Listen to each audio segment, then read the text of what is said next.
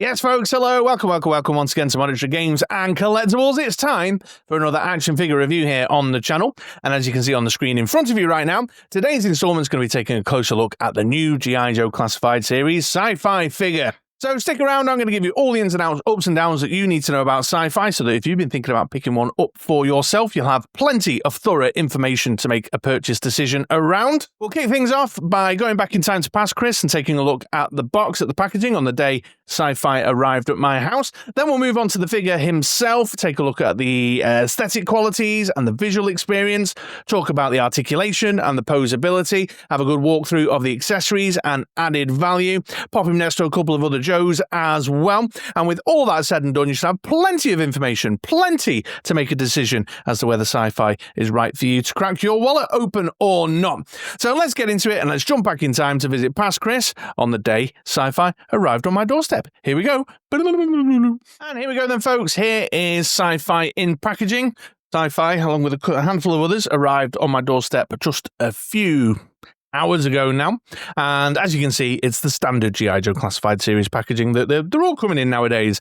Got their logo at the bottom, these are Joe characters, they've got the Joe symbol, name at the top there, Seymour Sci-Fi Fine, got the kind of carbon fiber style design thing, and of course, the window showing off the figure and all the goodies there. Then on the back here, we can see is 177 in the line, digital render of an action shot with Sci-Fi in it, 2 breakout windows with some key features highlighted. Import sticker there, because the retailer I use here in the UK brings their stock in over from Hong Kong. Shout out to my folks over at In Demand Toys, you legends. Got the legal bollocks and malarkey across the bottom there, and then we've got the file card information, folks. Let's take a closer look at that together. Okay, getting us started here on the far left there, you can see we've got a Simon, you know, the tabletop game Simon. Sci-Fi is a massive fan of the game. He's always blagging the rest of the Joes in the Barretts to sit down in the breakout area and play a game of Simon with him. And yeah, so much so it just runs out of batteries. He spends all his levy on batteries all the time. Then this little like kind of exploding star symbol here, that's a quasar. The symbol of Quasar from the comic books, because that's Sci-Fi's favourite comic book character. He loves just, weird, obscure, cosmic superheroes. That's a computer chip, because he likes computers. And then finally on the end here, this is a squid. You may not know this, it's lore, but Sci-Fi had a terrible, horrific experience with a squid when he was a child, and has never forgiven them and hates squids. Just despises them, Total phobia, squid phobic. I wonder what squid phobia is actually called. I bet it's got a name. Then on the side here, up the spine, you can see 177 in the line and some more artwork, which is, this one's alright actually. That's quite fine. Got the visor down, looks proportioned, so it seems okay. Although, again, the shading in that's a bit sus, a bit AI sus. Then on the other side, 177 in the line, repeated the file card, repeated the artwork and the QR code to nowhere. And there we are then, folks. There's Sci-Fi in packaging, but I'm going to crack this bad boy open now, get good and hands-on, have some solid man-child playtime. Going to take some photos, going to display him up with some other Joes, going to try out a couple of little displays and have him hang out as my desk figure for a couple of days. And while I'm doing that, I'm going to jot down some review thoughts. And future Chris is going to come back and share those review thoughts with you in 3, 2, 1. All right then, folks, well, let's get into the review section then. Let's start by talking about the aesthetic and the visual experience of Sci-Fi here. And to get us started, here's a head-to-toe look. You can eyeball the whole figure as he came out of packaging. Now, obviously, the helmet and the visor and the laser gun are a big part of his visual identity. We're just going to talk about the core figure now, and then I'll get into the accessories and added value a little bit later on. And it would be fair to say, once again, that we're looking at another 6-inch figure that is a reimagining of the vintage figure. The inspiration is very heavily coming from the vintage figure there. They have, of course, embellished and done some classifiedization with it, but the core visual identifying features are there. Strong the colour scheme, the broad design kind of language there with the this top section here, this breastplate, the boots, the big metal boots, the black and green and silver combination of colours, the kind of broad design in there is all very, very vintage Sci-Fi, but obviously they've added more like these little gauntlet pieces here and extra embellishments to bring it to life and add more depth in the 6-inch form. But they've certainly not strayed very far from the path. They've stuck very closely to that vintage inspiration. Getting in a bit closer then, we can see some of the finer details. We'll start with the head sculpt. Got a very stern, very serious look on the sculpt there. Look, yeah, that furrowed brow there, for example. But yeah, great head sculpt again. Good contours, good facial features, great paint applications in the eyes and the eyebrows and such like. I do find his head's a little bit narrow at the top. I suspect this is an engineering problem to accommodate the helmet there, and therefore not to make him look, you know, too oversized, top heavy when the helmet's on. So it does look a little bit narrow, but that's fine, you know, all shapes and sizes and all that. But yeah, really great head sculpt and a lot of personality, a lot of character coming through on that there. Moving down into the core of the figure, we can see lots of sculpted details in there to bring it to life, give it some depth, lots of paint applications as well to really give it that attention to detail, like these little studs that appear on the shoulders and on the thighs, all individually painted. You can see the belt buckle is individually painted and a couple of carabiner clips here, again individually painted. Always great to see that sort of stuff. Got sculpted details here in the breastplate as well, with the piping that coming up the side, and then these bars across the middle. Although on the vintage figure, these were cutouts, weren't they? With you could see the green on the underside, whereas they've obviously elected to sculpt something on over the top there and put the gunmetal paint application on it. And then on the shoulders as well, we can see sculpted details here on the shoulders. Actually, probably better from the back. There you go. You can see all these sculpted details here, all with their individual paint applications, again, to bring it to life. Bit of a shame that the breastplate is, they've sculpted it in a silver plastic rather than painted it. So it's got that kind of Marvel Legends-y, little bit of a marbly look, which is a shame. It's not too bad, but just the fact that they've painted a nice silvery paint job on these forearm sections and on the boots as well, or these shin guards, means that the knees and the chest plate kind of stand out as not quite as shiny and metallic, you know, which is a shame.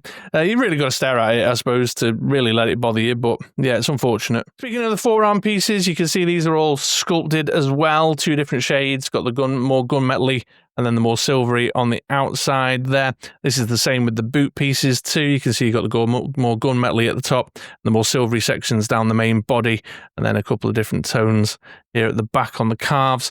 And these are really well sculpted, got loads of nice little sculpted details in them. And nice fabric texture detail in his uniform on the underside as well. You can see it's even the little collar piece that sticks up the top there is in that sort of textured detail, and then you can see the creases and folds just to bring it to life and again add that level of depth. These nice bits of black trimming as well in various points, like on the inside of the thighs, on the inside of his arms there as well. And that just kind of breaks up the assault of green, gives him a nice bit of symmetry as well, so it's easy on the eye. Although one thing I did notice is that my paint edges are a little untidy at a few spots, most notably here, up there on the left arm. I don't know why, and there's probably been other figures that have had this that I've not called out, but I like the fact he's got a padded arse there. He's obviously planning on sitting down a lot, so he's got a padded arse piece in. I mean, that's just practical. That's just good sense sci-fi. I never owned a vintage sci-fi figure, but I have seen one before at toy fairs and such like. I'm pretty sure they've toned the green down somewhat as well. It's a little bit more muted, a little bit more subdued. However, still leaning into something of that character and personality of that. It's, you know, it's still a bright green compared to the more classic kind of military style greens that other Joes are wearing. So that, yeah, they've toned it down suitably, but still kept the heart of that kind of, you know, I'm sci-fi, like sci-fi by name, sci-fi by nature, with all my science fiction-y gear and my crazy bright green jumpsuit. So I don't think it would surprise anyone to know that as far as the aesthetic qualities go and the visual experience, this guy's getting a thumbs up. He's very visually interesting. Obviously, a lot of shelf presence. He really stands out with his interesting gear and his brighter, greener uniform there, which really gives him the edge over what can sometimes, you know, I've mentioned this before, be a bit of a sea of kind of khakis and greens and browns and, you know, sandy-coloured uniforms and stuff. So, yeah, he's got a lot of shelf presence and really stands out, and I have really enjoyed the visual experience of this figure for sure. Okay, well, there's the rundown of the aesthetic with Sci-Fi. Let's now take a closer look at his articulation and posability, shall we? And as always, folks, it's fairly standard, you know, it's standard G.I. Joe classified series articulation, more or less. And so if you're not interested in seeing the articulation and posability section of the review, then I've put chapters in down below. Use the timestamps to jump ahead to take a look at the accessories and added value section of the review. However, if this is the first G.I. Joe Classified series review you've ever watched, or you're interested to know how he slightly differs in some places or what quirks he might have, stick around. I'll talk you through it, and I'm going to get started with the articulation at the head. So it's the ball at the base of the neck, ball in the base of the skull. Your down gets you to there. Your up gets you up to there, and then you can do the full 360 and all the sort of tilty, swivelly stuff that you can do on the ball there. The down's not fantastic. It's all right, but this front line here gets in the way of using that extra bit of movement from the neck. Moving down into the shoulders is the butterfly joint. It's underneath this chest piece here, but you can still get some shuffle out of him. And then it's the peg and the hinge, allowing you to move it forward and back and get it out. But as you can see, obviously, the chest plate is obscuring and restricting that range of motion there. It's not too bad. The way they've sort of cut it out allows for some of it to still exist, but it's there nonetheless. I'll tell you one thing though, the way they have cut it out and allowed that butterfly joint movement, it doesn't get in the way of him kind of rifling up, which I'm pleased to see. Then we've got the swivel at the top of the bicep and tricep. You've got the pinless double elbow that'll get you up to there. Then it's pegged in hands that can move around in the wrist point, and then this hand has got an up and down hinge. And this hand's got a forward and back. Coming into the torso, you can see it's the barbell joint there and then the ball joint at the waist. So, it cuts where the bottom of this chest plate cuts. The range of motion up top is not fantastic. The swivel and crunch isn't brilliant there. I'm not sure if I've just got a particularly stiff figure or it's something to do with the chest plate design. I suspect it might be to do with the chest plate design, but it's okay, it's reasonable, and the ball joint can do an awful lot of work there. Look at that. Then into the hips and the groin, it's the balls and the drop-down joints, so you got range of motion forward like that, full Russian ballet out there like that, then swivel at the top of the thigh, pinless double knee that'll get you up to there. No boot cut, but there is a swivel just slightly higher up above the ankle here underneath this point, so you do have a range of motion in there. And then is the hinge and rocker at the feet. That movement down here, particularly the forward and back rockers, forward and back hinge, sorry, are very restricted by the design of the bottom of this boot with this like kind of front protective panel and the way it comes down at the back there. So your range of motion's not as good and can affect some of your kind of shooty poses, So overall, the articulation is good. Thumbs up on the articulation scheme.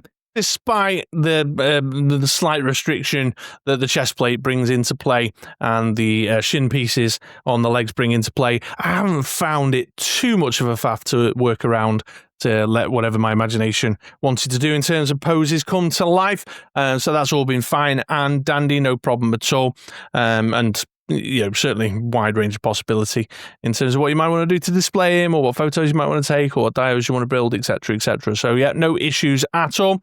Usual G.I. Joe Classified series articulation scheme, all good. Okay, so there we go, there's articulation. Let's now take a look at his accessories and added value, shall we? And starting things off, we've got Sci-Fi's helmet here. And as you can see, it's a fun piece of kit for sure. Definitely leans heavy into that kind of classic helmet that Sci-Fi wears and is a big part of the visual identity for the character. You've got the metallic pieces around the side with a few embellishments like around here at the chin and on the back here over the ears. You've then got the green piece at the top with a good colour match to the rest of the uniform. The plastic is a little bit of the marbly silver plastic, but it's not too bad. Again, like the chest plate, I'm kind of being forgiving of that because it's not bothering me too much. And then you've got three kind of styles of looks with the helmet here. The first, obviously, is this that I've got there, which is just the complete open face. Then you've got the classic look visor. And as you probably noticed, we've got these little peg points at the side there. And then the visor's got the two pegs. You can see the studs on here. There's a little cutaway to go over the top of his nose as well. So you're always sure you're putting it on the right way around if you just follow that little groove to accommodate his nose. And then that just slides in over the top there, giving you your kind of classic visored look. And then you've got the full face plate version there. Pegs in using the same system, and again it's got a little groove on the underside where the nose is, so well, you can't get it wrong really because of the pegs, but yeah, fits over there. This is kind of cool, bit different, giving him a, I don't know, what's that, issue where they go into space. Roblox was with him. Did he have a full faceplate in that? Should have checked before I spoke on a hot mic. But yeah, kind of cool, a little bit different. Yeah, got a good vibe to it. The only criticism I have of the faceplate is that you can see, if I turn it around there, I don't know if you can see, there's just a slight gap in here where you can see a little bit of the skin tones coming through from the face sculpt underneath, not completely flush. And as another random side note, if you're a horrific nail biter like me, these can be a real pain to get in and out if you want to keep swapping the visors out. Then, of course, one of the key features of Sci-Fi is his laser gun. His freaking laser beam, man. And here it is. And yeah, it's a little bit of a departure to the OG design, which I'm appreciative of, if I'm being honest. Kind of big and chunky and got a strong sci-fi vibe. I really want to go away and put it in the hands of my Marvel Legends cable. Yeah, it's got that kind of 90s X-Men rifle kind of vibe about it, which is no bad thing for a 90s kid like me. But it's a single piece of sculpted plastic there. You can see lots of lovely sculpted details in the rifle. Got this little metallic plate across the top there, and then a little readout on this side here. Target locked. Which is great to see. And of course, the big old laser gun is, again, a part of the identity, the visual identity and the specialism of the character, which is wonderful to see. And then you'll notice he's got this little peg here because it integrates with the backpack. Here's said backpack. Again, got a lovely science fiction it's techie vibe to it there. Got this painted bit here, bit of colour on the grills, and then this really interesting shape and design, and it's got some dials and stuff sculpted into it, which is really nice to see. Again, massive shout out to the backpack sculptor. Loving your work, G.I. Joe Classified Series backpack sculptor. And then you'll notice this has got the big peg hole in there, which takes us to the piping. You know, presumably that's a massive battery for his laser gun. Brings us to the piping so that you can attach this to the backpack and the gun. One end pops on there, and the other end plugs in there. Take it in on the back, and there you go. One tooled up Sci-Fi with a big old laser blaster. Freaking laser beam! Pew, pew, pew, pew. Then we've got this energy blast effect here. Well, in fact, two energy blast effects because it separates there. So we've got this, which is your kind of more traditional shooty, blasty thing. I love this kind of little crackling energy sculpt on that, which is really nice. A little bit floppy at the end, a little bit loose and floppy, but in this lovely opaque, transparent blue colour, which is nice to see with a kind of crackly energy piece. And then you got the kind of ball section. Again, with little sculpted crackling energy details in there, slightly deeper blue, with a peg at this end to pop it into the barrel, with like a, just like sort of vibe. And what Lenny said on the stream when they revealed this figure was that that's kind of, you can use that as sort of like the rifle's charging up, and then you pop that one on when he finally discharges it. And yeah, it's a real solid accessory selection, really. It's a little bit thin on the ground, but it's all right. I mean, when you take its component parts, it's not too bad. I love that they've just leaned into his specialism. Yeah, they've fully leaned into his specialism and made it work on that front, although tried to do something a little bit different with the helmet design. The only thing I'll say is that he's lacking any kind of small arms. You know, at minimum, he could have done with, I don't know, some kind of little laser pistol. They're not short of sort of laser pistol designs, are they? Or even just a knife. You know, Sci-Fi's in trouble if someone gets up close. He's got nothing going on that front, especially if he needs to charge his laser rifle up before he fires it. But that said, it's good. Yeah, it's rock solid. Definitely a thumbs up. I'm liking the accessory selection. So there you go. There's the added value. Let's now take a look at Sci-Fi with a couple of other figures next to him, shall we? And here's Sci-Fi next to fellow sharpshooter Lowlight. And then we've got Leatherneck here, just waving his fists in anger as Sci-Fi showing him a thing or two about shooting on the old firing range there.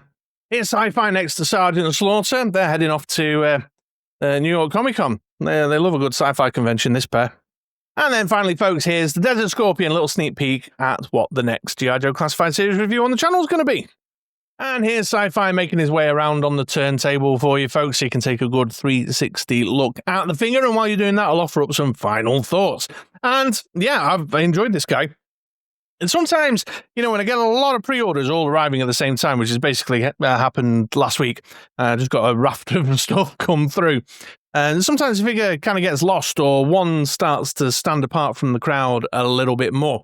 And while I wouldn't say that Sci-Fi is the one that took the lead, I'll tell you all about that one soon, but he's still been a great desk figure to have hanging around. He was a fun pre-order to arrive and just get straight hands-on with and just start fiddling about, mess about with on my desk, and I took some good pictures. Although I will say my pictures with him aren't my best. I'll pop them up on Instagram in the next day or two, but anyway, that's just me being my own worst critic. But yeah, fun. Just fun. He's kind of one of those where you're just looking for the cool pose, if you know what I mean. You're looking to get him posed up in the cool pose. He's not one that you're looking to tell stories with, or at least I haven't found myself trying to tell stories with him. I've just tried to find that really badass shooty pose, basically, which is fine, because sometimes that's what you want with your toy soldiers as well. So I'm kind of sitting there, just using him as my desk figure, filling about while I'm on Teams calls with work and stuff, and just kind of putting him in these cool shooty poses. And that's been a lot of fun. Sometimes just getting a cool pose together is all you need. So I would definitely recommend Sci-Fi. Good classic G.I. Joe character with a good classic look if you want that more kind of vintage style, 6-inch upgrade, and nice accessories, fun to play with. Good hands-on man-child playtime with this bad boy. So yeah, there you go. All right. Well, hopefully that's helped you out make a purchase decision if you've been thinking about picking up Sci-Fi for yourself. If I have helped you out today, then please do take a moment to hit the like button, subscribe if you're not already subscribed. And also, folks, can I encourage you to make use of my Amazon affiliate link, please? You just do the shopping you would do normally, and I'll get the little kit back. It's win-win for all of us. But I'm looking just to build up some funds to get some more Amazon accessories to do my Amazon accessory reviews around. Okay, well, that's it. All done and dusted there now. So have yourself a great day, folks. Have yourselves a great week. Come back again for another video sometime soon. And I'll catch you then. All right? Take it easy. Bye-bye now.